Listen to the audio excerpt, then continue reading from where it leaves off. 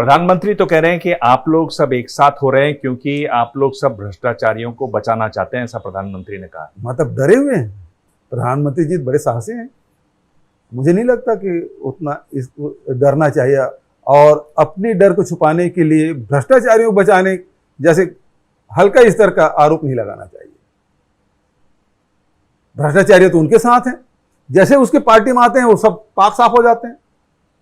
चाहे पश्चिम बंगाल में हो, चाहे आसाम के मुख्यमंत्री की बात हो, चाहे अन्य जगह हो, पहले वो सीबीआई, ईडी, आईटी का बड़ा छापा पड़ता है, वो बताते हैं इससे बड़ा भ्रष्टाचार कोई नहीं हो। सुखराम के समय से शुरू हुआ, एक सप्ताह तक के लोकसभा चलने नहीं दिए थे सुखराम साहब के खिलाफ, लेकिन उसी साथ मिलकर सरकार भी बना ली अब हिमाचल में। तो उनके साथ मिलते हैं तो सब बिल्कुल गंगा जल से धुले हो जाते हैं। आज अनेक उदाहरण है। भूपेश जी, यही तो मैं बोल रहा हूं, आप क्यों नहीं कोई ऐसी मशीन बनाते क्या कि जो भी आएगा वो साफ हो जाएगा आपके यहाँ पर? ऐसी मशीन की आवश्यकता नहीं है। जो भ्रष्ट है वो भ्रष्ट है।